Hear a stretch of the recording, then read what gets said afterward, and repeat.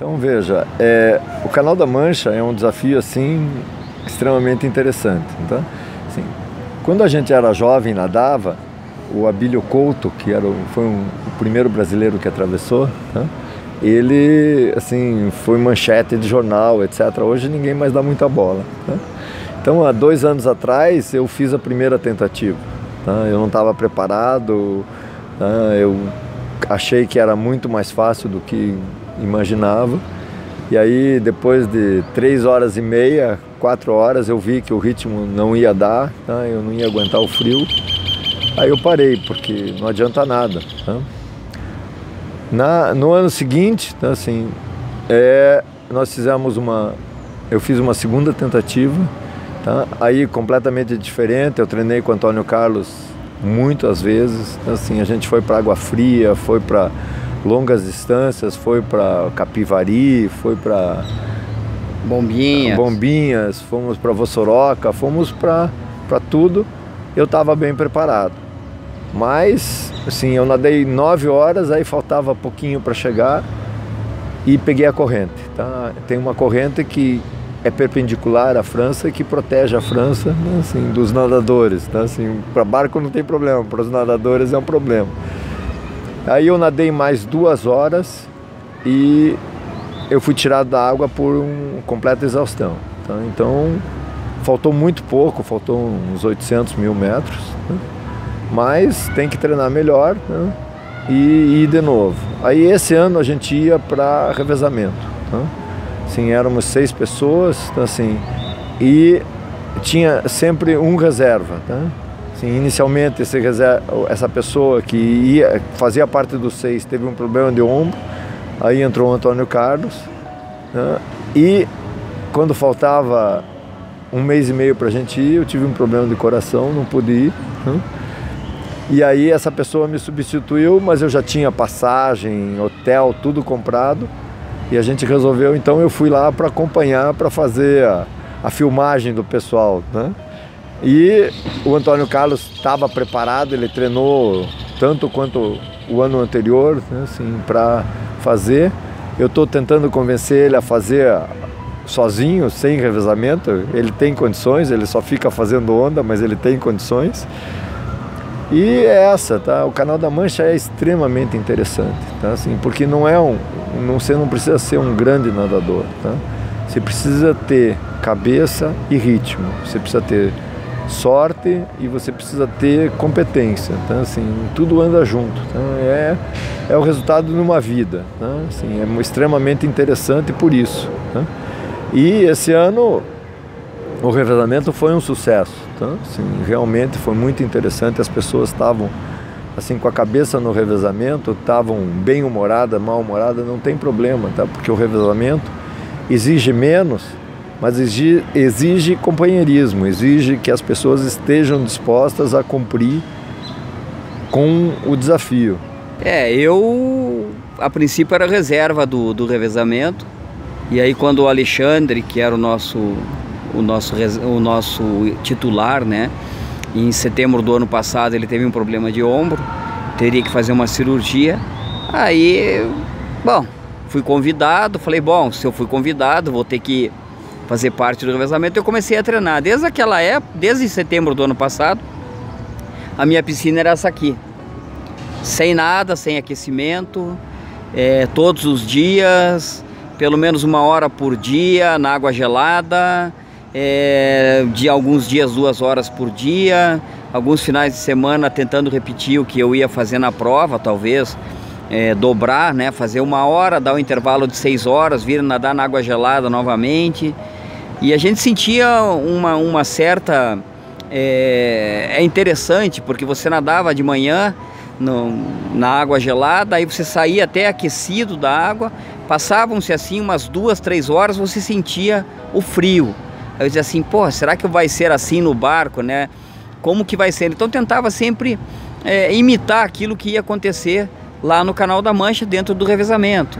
A parte de alimentação a gente sabia que seria um pouco diferente, mesmo porque um dos temores seria você ficar mareado no barco, já que as pessoas estar mareado, ficar mareado é uma coisa muito psicológica, vai depender sempre muito do teu estado psicológico.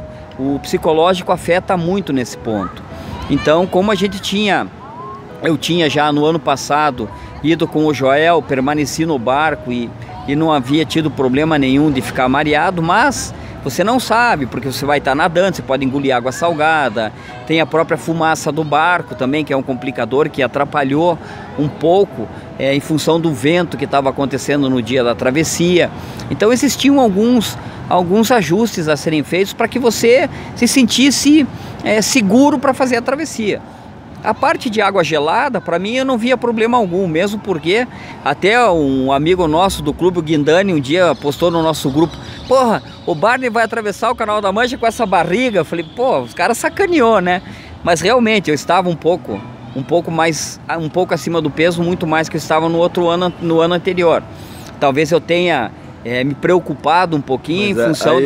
Aí não sentia frio, né? Porque a gordura era suficiente, né? Aí, como eu tinha ido no ano anterior com o Joel e a gente fez vários treinos já lá em Folkestone, né, que é a cidade onde a gente fica, para seguir a Dover, de onde a gente sai para o Canal da Mancha. Então eu já conhecia, já tinha nadado lá, né?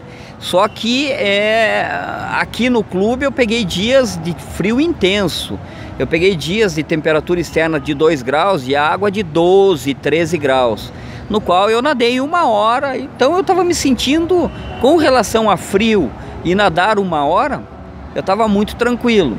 Até achei interessante, né, porque nos anos anteriores houveram o próprio Quirilos, quando atravessou o Canal da Mancha, ele pegou uma quantidade imensa de águas vivas, né, ele se queimou, ele teve alguns problemas, e nós não encontramos nada. Até num dos vídeos que eu tenho, que eu estava nadando, que foi até o Joel que filmou, passa muito próximo de mim, a uns 20 ou 30 centímetros, passa uma água viva daquelas.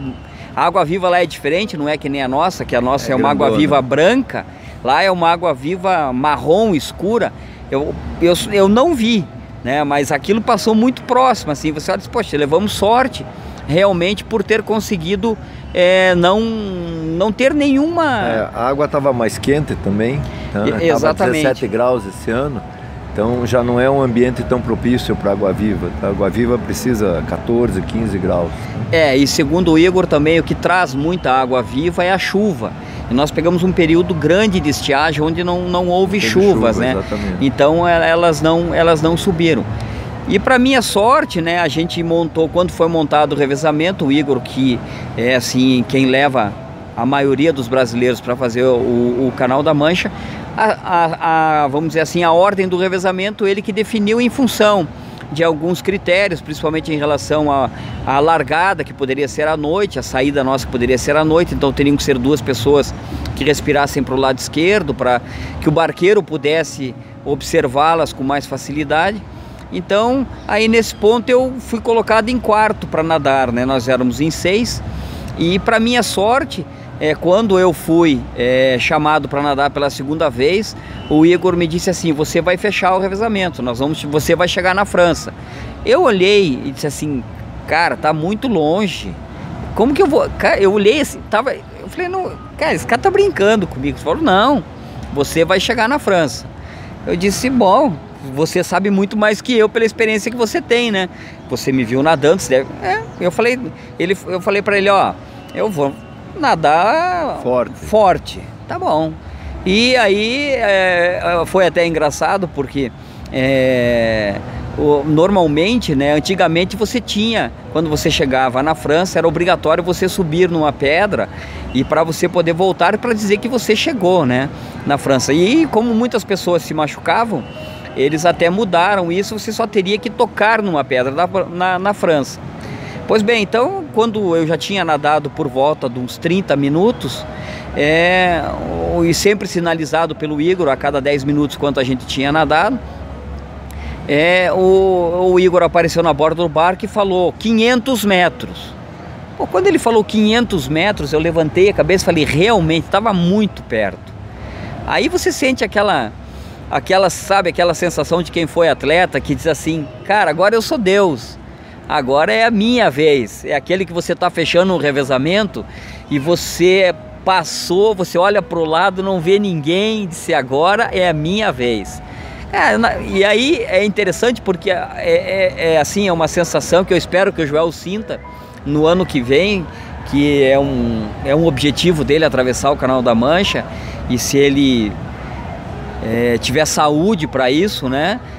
Vou ter, com certeza. Assim, é uma sensação maravilhosa, porque o barco para, e a hora que o barco para, você olha assim e diz, nossa, tá muito perto, aí sai um barquinho de borracha, e nesse barquinho estava o Joel, que fez as últimas filmagens da minha chegada na França. Que dizia para ele não subir na pedra, porque ia se machucar, mas ele subiu do mesmo jeito, né? E aí você olha assim, e cada abraçada que você dá, que você levanta a cabeça, vai vendo que está muito perto, muito perto. Aí eu sabia que não era para subir, mas eu falei, eu vou vir até aqui e não vou subir nessa pedra, mas de jeito nenhum. Eu vou subir, eu vou erguer o braço, eu vou vibrar, porque, cara, quantas vezes na minha vida eu vou ter uma oportunidade dessa de, sabe, ser feliz desse jeito. Na próxima ele vai, tá? Ser feliz desse jeito.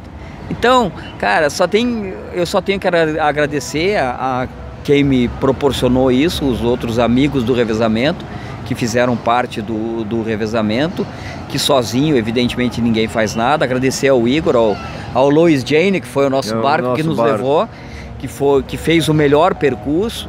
Nós nadamos alguma coisa em torno de 40 quilômetros, em linha reta seriam 34. O ano passado, o Joel, nas 11 horas dele, chegou a nadar 45 quilômetros, porque a correnteza pegou ele e desviou ele completamente do caminho, não por um problema do barco, mas sim por um problema da própria corrente, né? Mas foi uma experiência maravilhosa, uma experiência ímpar na minha vida.